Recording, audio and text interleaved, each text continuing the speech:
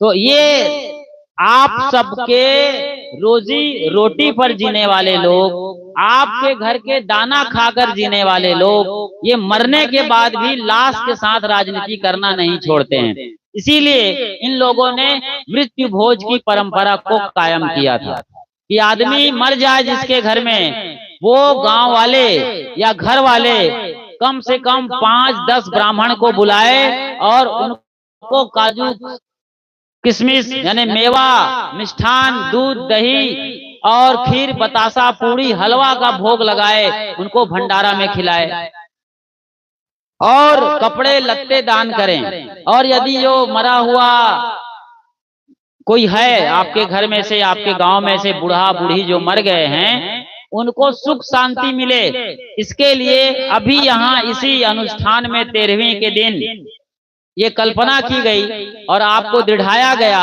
कि उनको जूता मिले, छाता मिले, पलंग मिले, बिस्तर मिले और सारा सुख वहां मिलेगा तब जब आप हम लोगों को यानी पंडितों को दान दक्षिणा देंगे। तो आपसे गाय का बछिया मांगेंगे, इसी तरीके से ये पलंग, बिस्तर, जूता, छाता और न जाने क्या क्या वो मांग रहे थे। आज के पंडित आएंगे तो बोलेंगे कि भाई कूलर चाहिए, पंखा चाहिए और मोबाइल चाहिए। तो ठीक है, मोबाइल दे दो उनको, लेकिन मोबाइल से उनको बोलो कि वीडियो कॉल करो वो जहां बैठे हैं और मिलाओ, हमारी बातचीत कराओ। हमारे दादा जो अभी मर गए या इस घर की दादी जो चली गई है, अम्मा चली गई है, तो क्या कोई पंडित पुरोहित उनसे बात करा सकते हैं वीडियो कॉलिंग करके? वीडियो कॉलिंग करते हैं ना आप लोगों ने सुना है, देखा है, अपने बेटी से, अपने बहू से बात किए हैं कई बार। तो क्या जो मर गए उनसे वीडियो कॉलिंग होगी? तो एक आदमी बड़ा समझदार था वहां पर, पंडित जैसे बरगला रहे थे कि जूता, चाता, चप्पल और बिस्तर, पलंग और ये वो काजू, किशमिश, बादाम और 5,001 रुपया यहाँ रखो और हम उसके लिए सारा इंतजाम कर देंगे, कोई तकलीफ नहीं होगी। तो समझदार आदमी बैठा था, संतों का बड़ा प्रेमी था। उन्होंने कहा कि महाराज जी, हमारे जो दादाजी को एक तकलीफ थी, उसके घर में दादाजी गुजर गए थे हफ्ते या 10-12 दिन पहले, 13वीं की दिन की बात है। तो हमारे दादाजी को एक तकलीफ थी। कहो बेटा क्या तकलीफ थी? उनको यहाँ पर जांघ में, यहाँ कमर से लेकर घुटने तक तकलीफ होती, दर्द होता था। अच्छा, दर्द होता है मतलब कहीं ना कहीं साइटिका जैसा लक्षण पकड़ा था उनको। एक नस आती है कमर से यहाँ नाखून तक, नीचे पैर के पंजों तक, वो जब बिगड़ जाती है उसमें बात, तो उसमें दर्द होता है, दबाव आता है, नस नाड़ी फूलने लगता है। तो साइटिका रोग, तो कहा साइटिका था तो क्या करते थे तुम लोग?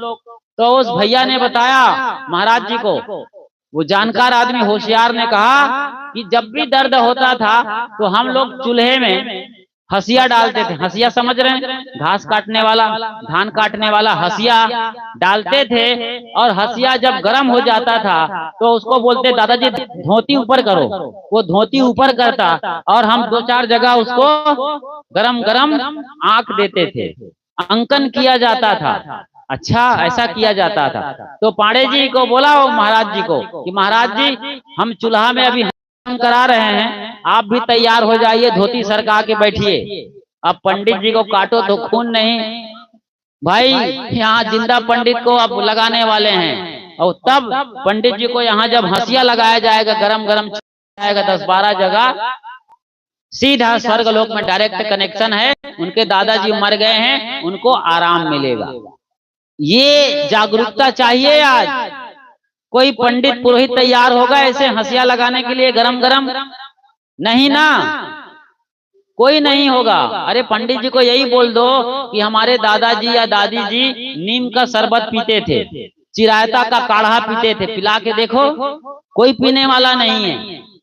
तो ये लोग ठग रहे हैं, झांसे में रख रहे हैं लोगों को। गरीब लोग हैं, पढ़े लिखे हैं नहीं। मैं बता रहा था कि पंडित पुरोहितों ने, जो गरीब लोग थे, गांव के अनपढ़ गंवार नीची जाति के, उनके लिए कहा गया था कि ये लोग वेद नहीं पढ़ सकते, वेद नहीं सुन सकते, क्योंकि चलता फिरता शमशान घाट है, ये मैं बता रहा था। वहीं पर ये बात आई है कि कदाचित ये लोग वेद वचन सुन लें, वेद पाठ सुन लें, तो उनके कान में पिघला करके रांगा भर दिया जाए।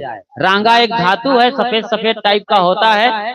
आप उसको बर्तन पर लगा दोगे तो बर्तन में छेद होगा तो बंद हो जाएगा, उसको रांगा कहते हैं, एक धातु का नाम। तो पिघला करके रांगा डाल दो, मतलब कान को जाम कर दो, बहरा कर दो, सुनने की क्षमता खत्म कर दो।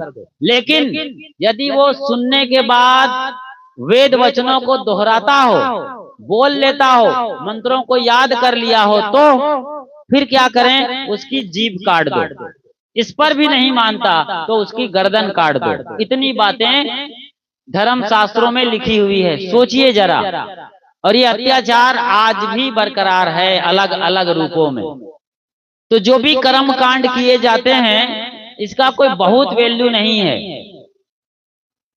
आदमी मर गया, उसकी कहानी खत्म। जैसा कर्म कमाई किया है वैसे उसको अगली योनि मिलेगी या नहीं मिलेगी, उस पे जाना ही नहीं है। क्यों जाओगे आप? आज जीते जी अच्छा कर्म क्यों नहीं कर रहे हैं आप? ये सबसे बड़ा सवाल है। अभी आप श्रद्धांजलि सभा में आते हो और जो मर जाता है, दादा बाबा दादी मौसी या बेटा होनहार या लड़की मर गई, कोई भी मर जाता है, कभी भी कोई मर जाता है, कोई ठिकाना है किसी के मरने का? उसका प्रारब्ध पूरा हुआ, जीवन लीला खत्म, और लोग फिर श्रद्धांजलि सभा रखते हैं। तो उसके बारे में जो भी अच्छी बातें हैं सब बोलते हैं कि फलाने ऐसे थे, बड़े परोपकारी थे, ईमानदार थे, सबके बड़े सहयोगी थे, प्रेमी आदमी था, कभी गुस्सा नहीं किया, जो बन सका उन्होंने दूसरों को संभाला और उनके लिए कुछ किया। ये बड़ी महिमा गाते रहते हैं। कुछ बुराई हो तो बुराई को इग्नोर कर दिया जाता है, टाल दिया जाता है, जाने दीजिए, मर ही गया है, लाश पड़ी है, मर गया है, खत्म हो गया, तो काहे को उनके बच्चे उनके घर वालों को दुख पहुंचाए? उनके बारे में सच कोई नहीं बोलने वाला है। तो आप अभी बैठे हैं, आप चाहते हैं कि हम जब मर जाएं तो हमारी भी श्रद्धांजलि सभा होगी, सबकी होती है। मैं मरूं चाहे आप मरे, आपके चाहने वाले घर वाले एक सभा आयोजित करेंगे, संतों को बुलाएंगे और 2-2 मिनट खड़े होकर के सब बोलेंगे। तो आज सोचिए, अभी मरे नहीं हैं तो, कि मैं मरूंगा या मैं मरूंगी तो लोग मेरे लिए क्या बोलेंगे। तो अच्छा बोलवाना चाहते हैं ना, मेरे लिए तारीफ हो, अच्छे मेरे लिए शब्द निकले, लोगों के सम्मान के शब्द हों, मेरी तारीफ और प्रशंसा की जाए। तो ये कब होगा? आज जब आप अच्छा करेंगे। तो आज से अच्छा करिए ना, वो बोले चाहे मत बोले, आपने अच्छा किया, रोते हुए को हंसाया, भूखे को खिलाया, कपड़ा दिया नंगे को, और जरूरतमंद को सहायता किया, और किसी की तकलीफ है तो उसको तेल मालिश किया, और कुछ रुपये लगा दिया उसके दवाई गोली खर्चे के लिए। तो ये परोपकार का काम क्यों नहीं करते आप? अरे और भी परोपकार हो सके तो देने का है, कुछ मत दो, खाली मीठी जबान दे दो। आपके घर में मेहमान आए, 4 रसगुल्ला आप नहीं खिला सकते, औकात नहीं है, पैसे नहीं है, दुकान बहुत दूर है, लेकिन अपनी ही वाणी में 4 रसगुल्ले का मिठास घोल सकते हैं कि नहीं? इतना तो करिए आप। इतने कंजूस क्यों हैं कि आप बहुत तीखा बोल रहे हो?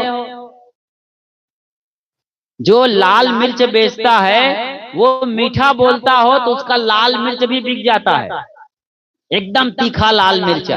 वो मीठा जुबान से बोल रहा है, भैया आओ, एकदम लाल बाल पाल मेरा मिर्चा ले जाओ, तीखा ही तीखा है, चुटकी भर डालो कड़ाही पूरा, ऐसी ऐसी भाषा बोल रहा है। सब एडवर्टाइजमेंट से उसके पास आएंगे। लेकिन कोई मिठाई लेके बैठा हो, लस्सी लेके बैठा हो, शरबत लेके बैठा हो, बड़ी दुकान हो मिठाइयों का और मेवा मिष्ठान का, लेकिन बहुत कड़वा बोलता हो, ऐसा तीखा कड़वा बोलता हो कि लोग उसके दरवाजे पर घुसने के पहले निकल जाते हैं, जाते नहीं उसके दुकान में।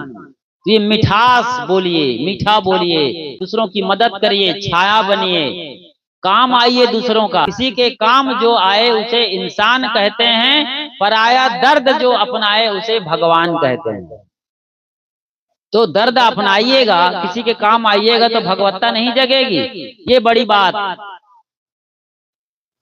तो आज अच्छा करना है, कल मरने के बाद क्या होगा ना होगा, या कर्म कांड के जाल में आपके घर वाले फंस जाएंगे, ये बहुत दूसरी बात है।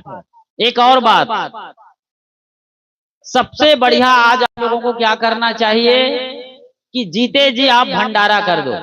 आप गांव वालों को बुला लीजिए और उनको बताइए कि हम अभी जिंदा हैं, कल मर जाएंगे, हमारे बच्चे भंडारा करे कि ना करे, मृत्यु भोज, उससे कोई हमसे लेना देना नहीं है, करें तो अच्छा, ना करें तो उनकी औकात।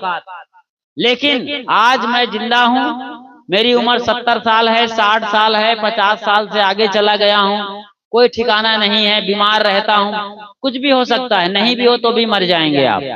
तो आप जीते जी एक दिन भंडारा कर दीजिए, रिश्तेदारों को बुलाइए, गांव वालों को बता दीजिए कि मेरे मरने के बाद कोई भंडारा नहीं होने वाला है, आज मैं जिंदा हूं, मेरे पास रुपया कुछ है गठरी में, मेरे वो बटुआ में, मेरे गुल्लक में कुछ पैसा इकट्ठा किया हूं, 2, 10, 5,000, आज मैं चाहता हूं कि मैं भंडारा कर दूं, और आप जीते जी भंडारा कर दो, पुण्य कमाओ, अपने भंडारा को अपनी आंखों से देखो, साधु संत आएंगे, सत्संग होगा, आशीर्वाद मिलेगा, लोग बाग आएंगे, गजब आदमी है भाई ये गरीब दासीन, देखो है तो नाम गरीब दासीन देखिए, लेकिन ये या प्रेम दासीन या श्रद्धा दासीन या कोई गरीब दास, कोई फकीर चंद, जीते जी अपना भंडारा कर रहा है, वाहवाही होगी, गांव भर नहीं जिला भर में आपकी वाहवाही होगी, नाम होगा, और बहुत दूर तक ये इसका प्रभाव जाएगा, संदेश जाएगा। तो आप लोग जीते जी भंडारा करिए, क्योंकि मृत्यु भोज एक तरीके से बहुत ही बुरी परंपरा है, पाप है मृत्यु भोज। बताइए, यदि आदमी जो मर गया या मर गई, उसकी दादा दादी माँ बाप, जो बड़े बुजुर्ग अधेड़ जो भी मरा है, उसके घर में संपत्ति है, उसके घर वाले इतनी औकात में हैं कि मरने वाला छोड़ के गया है कि कम से कम 1000 लोगों को या 100 लोगों को खिला सकता है, तब तो आप मृत्यु भोज करिए, समझ में आता है, खुशी खुशी करिए, जितनी औकात है, जितनी ताकत है।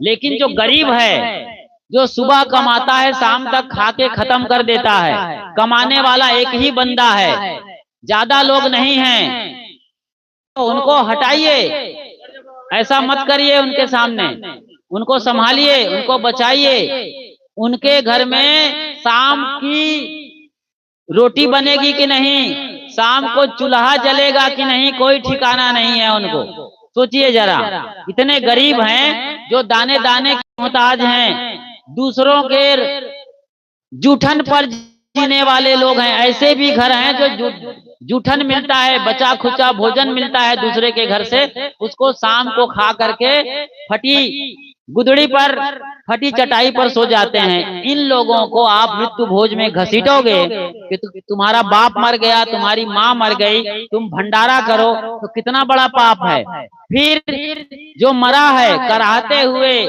तड़पते हुए, बीमारी से हाय हाय करते हुए, जिनके लिए गोली दवाई का इंतजाम ना हो पाया, यही गांव वाले, यही रिश्तेदार, जो वो आदमी मर रहा था तब पूछा नहीं उसको मरते वक्त, दवाई का इंतजाम नहीं किया, हेल्प नहीं किया, दाल चावल नहीं दिया, आटा आलू नहीं पहुंचाया, अब वो मर गया तो खाने के लिए जीभ लपलपा रहे हैं और कह रहे हैं कि ये भंडारा तो करना ही पड़ेगा, मृत्यु भोज तो करना ही पड़ेगा, ये सदियों पुरानी परंपरा है, ग्रंथों में लिखा है, शास्त्रों में लिखा है, और ये पंडे पुरोहित भी आ गए, मुल्ला मौलवी पोप पादरी भी आ जाते हैं कि घर अपवित्र हो गया, घर मसान घाट हो गया है, इसकी जो आत्मा की काली छाया है इससे बाहर निकालना है, अनर्थ हो जाएगा, ये हो जाएगा, वो हो जाएगा, इतना डरा देते हैं घर वालों को कि उनको मजबूरी में उधार लेकर के कर्म कांड करना पड़ता है और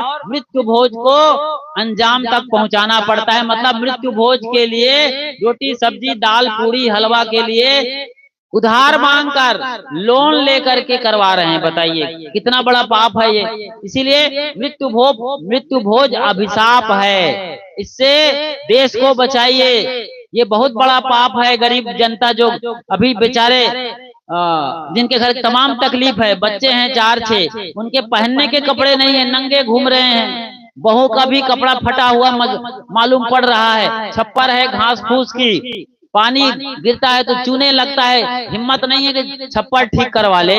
उसके लिए आप बोल रहे हो पांडे जी कि तुम मृत्यु भोज करो, ऐसा करो वैसा करो, ज्यादा नहीं है तो कम से कम 1000 रुपया खर्च करो। बताइए उनके पास 100 रुपया नहीं है, 1000 रुपया का डिमांड रख दिए। और गांव वाले भी कि हम लोग खिलाते हैं, हमारे घर तुम खाने आते हो, मरने पर मृत्यु भोज खाने आए हो, हमारे घर इतने लोग मरे, 10 बार आए हो, 5 बार आए हो खाने के लिए, तो तुम्हारे यहाँ भी हम खाने आएंगे। ये जो इसका पर लालच है, कितना बड़ा दोष है ये गुनाह है, पाप है, अत्याचार है। मरे हुए को मार रहे हो आप, जिनकी औकात नहीं, जिनकी ताकत नहीं है, उसके साथ इतना बड़ा अत्याचार क्यों कर रहे हैं। और मरा हुआ आदमी जो तड़पता हुआ मरा है, जो करा रहा था, हाय हाय कर रहा था, गांव वालों से गुहार लगा रहा था, रिश्ते नातों से दरकार थी उसकी कुछ मिल जाए, हेल्प मिले, जुगाड़ हो 10-5 पैसे का, लेकिन कुछ ना हो पाया।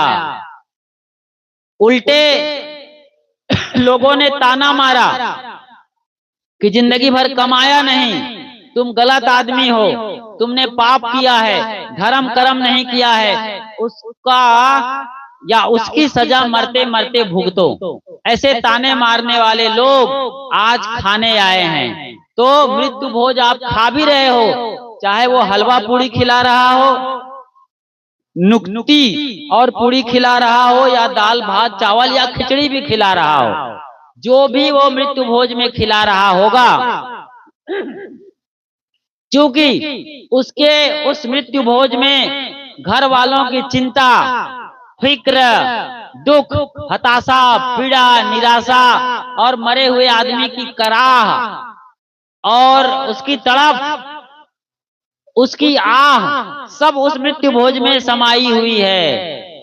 और इतने बड़े दुख जो उसमें समाया हुआ है, आप भले हलवा पूड़ी खा रहे हो, आप भले ही माल टाल खा रहे हो, भोज भंडारा के नाम पर बड़े अनुष्ठान यज्ञ हुए हैं, पंडित जी आए हैं, मंत्रोच्चार किए हैं, एक समारोह यज्ञ की वेदी पर अभी अग्नि प्रज्वलित है, धुआं उड़ रहा है, लेकिन उस भोज को जो आप खा रहे हो, उसमें जो हताशा, पीड़ा, निराशा और तमाम तकलीफें शामिल है, आपको ये जीते जी नरक की ओर ले जाने के लिए काफी है। आप ऐसे मृत्यु भोज खाओगे, गरीब आदमी की तड़प और पीड़ा को खाओगे, तो आपको जीते जी नरक होगा। ये लिख लीजिए, ये कोई ऐसी बात नहीं है जो असंभव है, ये संभव है।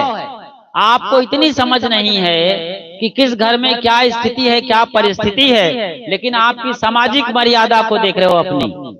आपने खाप पंचायत बैठाया हुआ है, आपने ऐसा ढर्रा चला दिया है, आपने ऐसा कानून बना दिया है अपनी गोत्र में, अपने समाज में, अपने लोगों के बीच में, अपने जो जैसे गुर्जर है या कोई जाट है, कोई यादव है, तो ये जो जातियों में बटे हुए लोगों ने ऐसा ऐसा ढोंग ढकोसला को तथाकथित पंडित पुरोहितों के साथ मिल करके इतना बड़ा दुखदाई पहलू बना दिया है कि ये मृत्यु भोज और कर्म कांड आज अभिशाप बन गए हैं। इसीलिए कई जातियों में, कई परंपराओं में, कई गांवों में मृत्यु भोज बिल्कुल बैन है। अब सरकार को भी इस पर काम करना चाहिए और मृत्यु भोज पर बैन लगाना चाहिए, ये बहुत जरूरी है, वरना आने वाली पीढ़ी कभी माफ नहीं करने वाली है। हाँ, जिसकी औकात है, जिसको लगता है मेरे माँ बाप, मेरे लोग ने कमाया है, बैंक में पैसा रखा है या हमारे हाथ में दिया है, हमारे पास क्षमता है कि हम 1000-500 लोगों को या गांव वालों को कुछ खिला सकते हैं, तो आप खिलाइए खुशी खुशी, उसमें कोई एतराज नहीं है। लेकिन आप किसी के ऊपर मजबूरी कोई जरूरी बना दो या मजबूरी के नाम पर उन्हें परेशान करो कि नहीं ये करना पड़ेगा, तो ऐसा मृत्यु भेद कभी फलित नहीं होगा और पूरे गांव वालों के लिए अभिशाप है। ये सारे गांव को नरक होगा। जीते जी नरक कर रहे हो आप, मर गए उसकी लाश पर आप लड्डू पेड़ा खाना चाहते हो? सोचो जरा, मरे हुए आदमी की लाश पर लोग लड्डू पेड़ा खाना चाहते हैं। अभी उनको जलाए हैं, उनकी अग्नि ठंडी नहीं हुई है और उसी जलती हुई अग्नि पर ये तलना चाहते हैं, हलवा और पूड़ी बनाकर खाना चाहते हैं। भजिया पकौड़ी तल रहे हैं, हलवा और पूड़ी निकाल रहे हैं, छान रहे हैं उस लाश की आग पर। इन्हें कोई माफ करेगा? इनके पुरखे भी होंगे। ये कहते हैं कि हमारे पुरखे आसमान में हैं, उनके पुरखे तक माफ नहीं करेंगे। मरे हुए पुरखों की तो बात छोड़िए, खाने वाले के पुरखे भी उनको अभिशाप देंगे, भैया तुम ये क्या पाप कर रहे हो? हमने कितना पुण्य का काम किया है, गांव में कुआं खुदवाया, तालाब बनवाया, पशुओं के लिए चारागाह हमने सुरक्षित रखा है और कितने बहू बेटियों का, विधवाओं का हमने शादी विवाह किया है। हमारा नाम था। हमारे जमाने में हम भले लालटेन के जमाने में पैदा हुए, बिजली नहीं थी, मोटर नहीं थी, पंखे, cooler, fridge, washing machine, mobile, rocket, हवाई जहाज, ये कोई जमाना नहीं था। वो अंधेरे युग में हमने इतना पुण्य का काम किया है और आज इंटरनेट के जमाने में, आधुनिक टेक्नोलॉजी के जमाने में ये क्या इतना बड़ा पाप कर्म कर रहे हो कि गरीब आदमी के घर में तुम मृत्यु भोज के लिए उकसा रहे हो, उनको मजबूर कर रहे हो, उनकी औकात बता रहे हो। अरे तुम अपनी औकात देखो,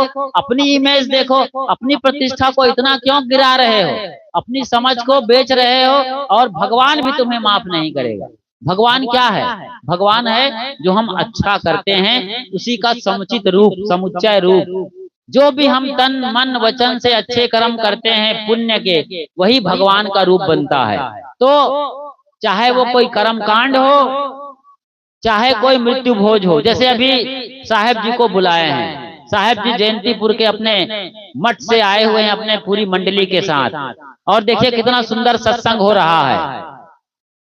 अभी ये पाठ पूजा करेंगे, जो उनकी मर्जी होगी, फूल और भेंट के रूप में 10 रुपया 5 रुपया जो उनकी समझ है वो देके बंदगी करते हैं।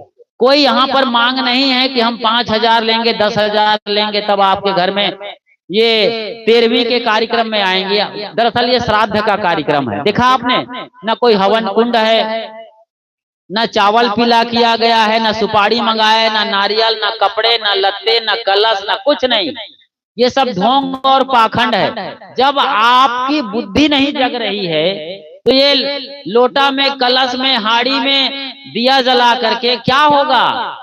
कभी जरूरत रही है? हम समझते हैं ठीक है, अंधेरा युग था, बिजली नहीं थी, लालटेन भी नहीं थी उस वक्त, मिट्टी तेल भी नहीं रहा होगा, पता नहीं किस तरीके से लोग जला रहे थे, कोई मसाल, कोई कुछ और, तो वो बुझ जाया करता था। हवा चलती थी, झोपड़ी वाला घर, खुले में घर, तमाम समस्याएं थी। तो उस जंगल युग में कोई कलश बनाया होगा, ठीक है, उसकी रोशनी में अब भंडारा हो रहा है, सत्संग हो रहा है, यज्ञ हो रहा है, वो समझ में आया। लेकिन आज तो बिजली है और इमरजेंसी लाइट का जमाना है, और तो और वो सोलर लाइट लगा लिए हैं। अब उस जमाने में इन सब की क्या जरूरत है, कलश करने की और तमाम विधि विधान करने की? नहीं। हाँ, आपके पास समझ है, समय है, क्षमता है तो लगाइए, करिए, कोई बुरा भी नहीं है। उस यज्ञ के वेदी से भी हम सीखेंगे।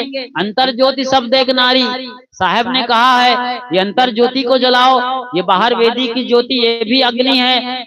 और हमारे जो वेद हैं, चारों वेद, उनका जो पहला शब्द है, मंत्र का पहला अक्षर है, वो अग्नि से शुरू होता है। अग्नि मिले पुरोहितम, कि पुरोहित लोग अग्नि की वेदी पर या अग्नि के साक्षित्व में मंत्रोच्चार करते हुए कर्म कांड को आगे बढ़ाते हैं और देश दुनिया के लिए सुंदर भाव रखते हुए एक ऐसा माहौल बनाते हैं जिसमें सबको सुख शांति मिले। ऐसी प्रार्थना और पूजा के लिए अग्नि की वेदी बैठाई जाती है। लेकिन उसकी क्या जरूरत है जब ज्ञान की वेदी जल रही हो?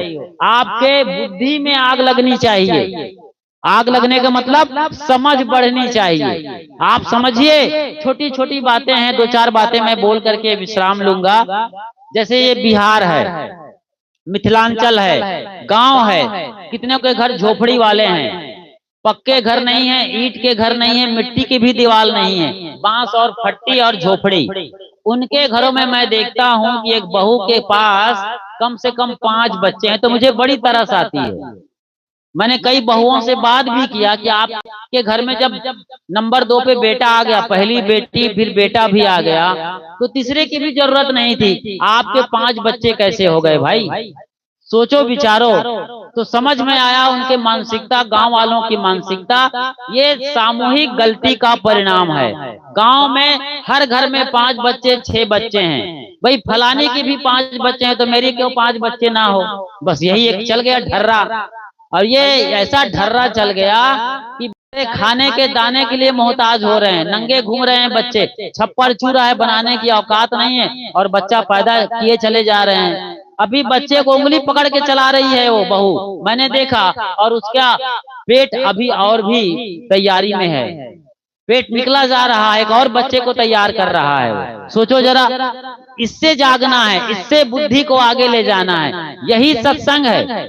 मर के कहाँ जाओगे कुछ पता है क्या? मुक्ति मिलेगी कि मोक्ष मिलेगी? अरे जीते जी इतना बंधन बना रहे हो, क्यों इतना बच्चे पैदा कर रहे हैं? सरकार ठेकेदार नहीं है, कुछ होगा तो फूटी कौड़ी नहीं मिलने वाली है आपको, वो बीच के बिचौलिए सरकार के अफसर लोग खा जाएंगे। इसलिए बस बच्चे 2 ही पैदा करना आज के बाद, अधिकतम 2, वरना 1। लड़का हो गया छुट्टी रखो, उनको पढ़ाओ लिखाओ, अच्छा होनहार बनाओ और उसको कहीं भेजो कंपनी में, कहीं सरकारी पद पर, या देश में कोई बड़ा नाम होगा उसका, कोई नचकेता निकलेगा, कोई ध्रुव, कोई प्रहलाद, कोई राम, कोई कृष्ण बनेगा, कोई बुद्ध महावीर कबीर बनेगा, कोई साधु संत फकीर बनेगा।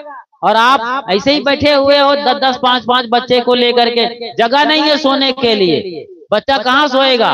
2 बच्चे ऊपर खटिया पर सोए तो 4 बच्चे नीचे खटिया के नीचे पड़े हुए हैं, कोई चूल्हे के पास पड़ा हुआ है, कोई घूर के पास पड़ा हुआ है। ये हालत है लोगों की, और पैदा किए जा रहे हो। समझ बढ़ाओ, ये पहली गलती है, बच्चों का कंट्रोल करो, बच्चे 1 या 2 हो। दूसरी बड़ी गलती मैं देख रहा हूँ इस देहात में, गाँव में, कि घर व्यवस्थित नहीं है। 100 में से 90 घर बिल्कुल कचरा खाता है, मतलब जहां तहां सामान पड़े हैं, बरसात निकल गई, छत्ते वैसे उल्टे पड़े हैं, छतरी उल्टा पड़ा हुआ है, जूता बुढ़ा मर के चला गया है, उसका पुराना पंचर खत्म, वो कचरा वाला जूता, बदबूदार जूता वैसे ही कहीं घर के कोने में पड़ा हुआ है। अरे बुढ़ा को दफना दिया, उसके जूता को भी दफनाओ, घर को सजा के रखो। सामान व्यवस्थित होना चाहिए, जरूरत भर के सामान आपके घर में होने चाहिए, मतलब हर सामान कायदे और करीने के साथ हो।